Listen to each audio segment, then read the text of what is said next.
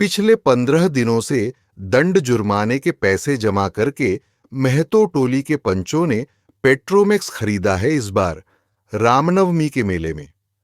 गांव में सब मिलाकर 8 पंचायतें हैं। हर एक जाति की अलग अलग सभा चट्टी है। सभी पंचायतों में दरी, जाजिम, सतरंजी और पेट्रोमैक्स हैं। पेट्रोमैक्स जिसे गांव वाले पंचलाइट कहते हैं।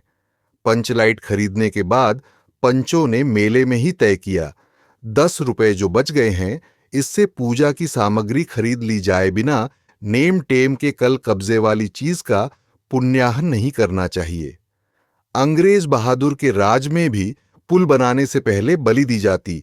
मेले से सभी पंच दिन दहाड़े ही गांव लौटे।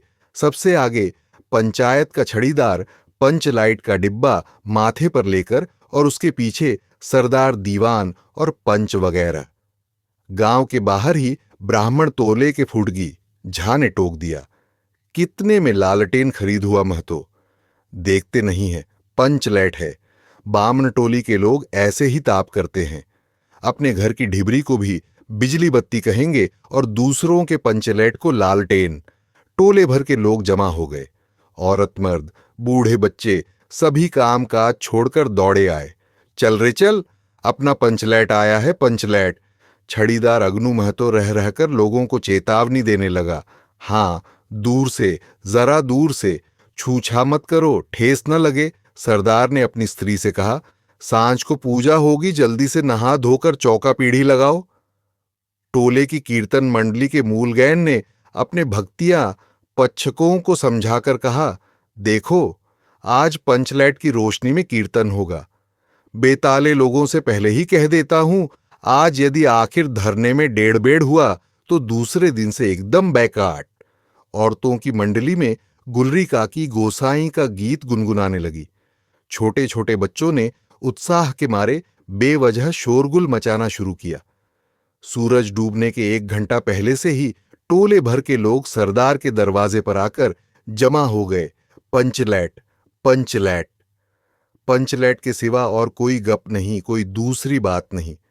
सरदार ने गुड़गुड़ी पीते हुए कहा, दुकानदार ने पहले सुनाया, पूरे 5 कौड़ी 5 रुपया। मैंने कहा कि दुकानदार साहेब, यह मत समझिए कि हम लोग एकदम देहाती हैं। बहुत बहुत पंचलैट देखा है। इसके बाद दुकानदार मेरा मुंह देखने लगा।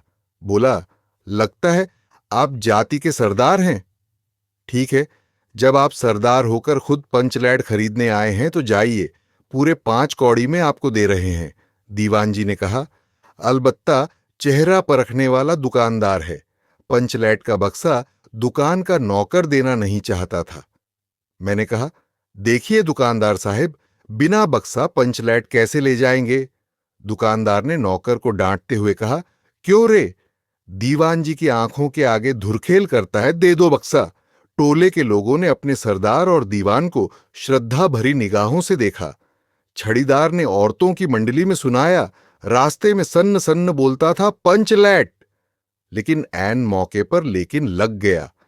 रूदल साहब बनिए की दुकान से 3 बोतल किरासन तेल आया और सवाल पैदा हुआ, पंचलैट को जलाएगा कौन? यह बात पहले किसी के दिमाग में नहीं आई थी। पंचलैट खरीदने के पहले किसी ने न सोचा, खरीदने के बाद भी नहीं। अब पूजा की सामग्री चौक पर सजी हुई है। कीर्तनिया लोग खोल ढोल करताल खोलकर बैठे हैं और पंचलैट पड़ा हुआ है। गांव वालों ने आज तक कोई ऐसी चीज नहीं खरीदी जिसमें जलाने बुझाने का झंझट हो। कहावत है ना, भाई रे, गाय लूं तो दूहे कौन, लो मजा। अब इस कल कब्जे वाली चीज को कौन बाले? ये बात नहीं कि गांव भर में कोई पंचलैट बालने वाला नहीं। हर एक पंचायत में पंचलैट है, उसके जलाने वाले जानकार हैं। लेकिन सवाल है कि पहली बार नेम टेम करके, शुभ लाभ करके दूसरी पंचायत के आदमी की मदद से पंचलैट जलेगा? इससे तो अच्छा है पंचलैट पड़ा रहे। जिंदगी भर ताना कौन सहे? बात बात में दूसरे टोले के लोग कूट करेंगे, तुम लोगों का पंचलैट पहली बार दूसरे के हाथ से।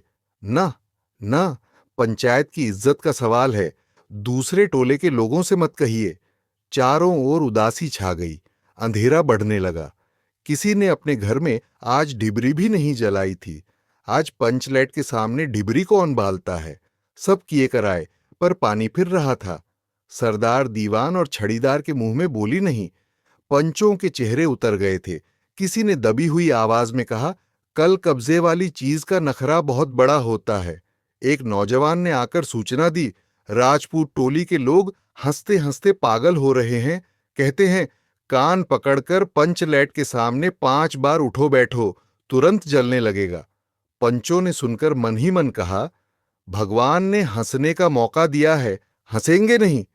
एक बूढ़े के आकर खबर दी, रूदल साहब बनिया भारी बतंगड़ आदमी है। कह रहा है, पंचलैट का पंपू जरा होशियारी से देना। गुलरी काकी की बेटी मुनरी के मुंह में बार बार एक बात आकर मन में लौट जाती है। वह कैसे बोले? वह जानती है कि गोधन पंचलैट बालना जनता है, लेकिन गोधन का हुक्का पानी पंचायत से बंद है। मुनरी की मां ने पंचायत से फरियाद की थी कि गोधन रोज उसकी बेटी को देखकर सलम सलम वाला सलीमा का गीत गाता है। हम तुमसे मोहब्बत करके सलम। पंचों की निगाह पर गोधन बहुत दिन से चढ़ा हुआ था। दूसरे गांव से आकर बसा है गोधन, और अब टोले के पंचों को पान सुपारी खाने के लिए भी कुछ नहीं दिया। परवाह ही नहीं करता है। बस पंचों को मौका मिला। 10 रुपया जुर्माना, न देने से हुक्का पानी बंद। आज तक गोधन पंचायत से बाहर है। उससे कैसे कहा जाए? मुनरी उसका नाम कैसे ले? और उधर जाति का पानी उतर रहा है। मुनरी ने चालाकी से अपनी सहेली कनेली के कान में बात डाल दी। कनेली, चिगो, चिद्धसेस, चिन। कनेली मुस्कुराकर रह गई। गोधन तो बंद है। मुनरी बोली, तू कहे तो सरदार से। गोधन जानता है पंचलैट बालना, कनेली बोली। कौन? गोधन जानता है बालना। लेकिन सरदार ने दीवान की ओर देखा और दीवान ने पंचों की ओर। पंचों ने एकमत होकर हुक्का पानी बंद किया है। सलीमा का गीत गाकर आंख का इशारा मारने वाले गोधन से गांव भर के लोग नाराज थे। सरदार ने कहा, जाति की बंदिश क्या, जबकि जाति की इज्जत ही पानी में बही जा रही है। क्यों जी दीवान? दीवान ने कहा, ठीक है। पंचों ने भी एक स्वर में कहा, ठीक है। गोधन को खोल दिया जाए। सरदार ने छड़ीदार को भेजा। छड़ीदार वापस आकर बोला, गोधन आने को राजी नहीं हो रहा है। कहता है, पंचों की क्या प्रतीत है, कोई कल कब्जा बिगड़ गया तो मुझे दंड जुर्माना भरना पड़ेगा। छड़ीदार ने रोनी सूरत बनाकर कहा, किसी तरह गोधन को राजी करवाइए, नहीं तो कल से गांव में मुंह दिखाना मुश्किल हो जाएगा। गुलरी काकी बोली, जरा मैं देखूं कह के। गुलरी काकी उठकर गोधन के झोंपड़े की ओर गई और गोधन को मना लाई। सभी के चेहरे पर नई आशा की रोशनी चमकी। गोधन चुपचाप पंचलैट में तेल भरने लगा। सरदार की स्त्री ने पूजा की सामग्री के पास चक्कर काटती हुई बिल्ली को भगाया। कीर्तन मंडली का मूल गैन मूर्छल के बालों को संवारने लगा। गोधन ने पूछा, स्प्रीट कहाँ है? बिना स्प्रीट के कैसे जलेगा लो मजा? अब यह दूसरा बखेड़ा खड़ा हुआ।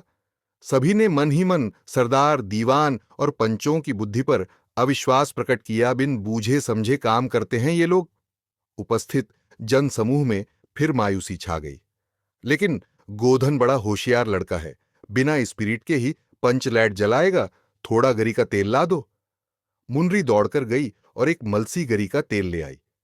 गोधन पंचलैट में पंप देने लगा। पंचलैट की रेशमी थैली में धीरे धीरे रोशनी आने लगी। गोधन कभी मुंह से फूंकता, कभी पंचलैट की चाबी घुमाता। थोड़ी देर के बाद पंचलैट से सनसनाहट की आवाज निकलने लगी और रोशनी बढ़ती गई। लोगों के दिल का मैल दूर हो गया। गोधन बड़ा काबिल लड़का है। अंत में पंचलाइट की रोशनी से सारी टोली जगमगा उठी तो कीर्तनिया लोगों ने एक स्वर में महावीर स्वामी की जय ध्वनि के साथ कीर्तन शुरू कर दिया। पंचलाइट की रोशनी में सभी के मुस्कुराते हुए चेहरे स्पष्ट हो गए। गोधन ने सबका दिल जीत लिया। मुनरी ने हसरत भरी निगाह से गोधन की ओर देखा। आंखें चार हुईं और आंखों ही आंखों में बातें हुईं। कहा, सुना माफ करना, मेरा क्या कसूर? सरदार ने गोधन को बहुत प्यार से पास बुलाकर कहा, तुमने जाति की इज्जत रखी है, तुम्हारा 7 खून माफ। खूब गाओ सलीमा का गाना। गुलरी काकी बोली, आज रात मेरे घर में खाना गोधन। गोधन ने फिर एक बार मुनरी की ओर देखा। मुनरी की पलकें झुक गईं। कीर्तनिया लोगों ने एक कीर्तन समाप्त कर जय ध्वनि की, जय हो, जय हो। पंचलैट के प्रकाश में पेड़ पौधों का पत्ता पत्ता पुलकित हो रहा था,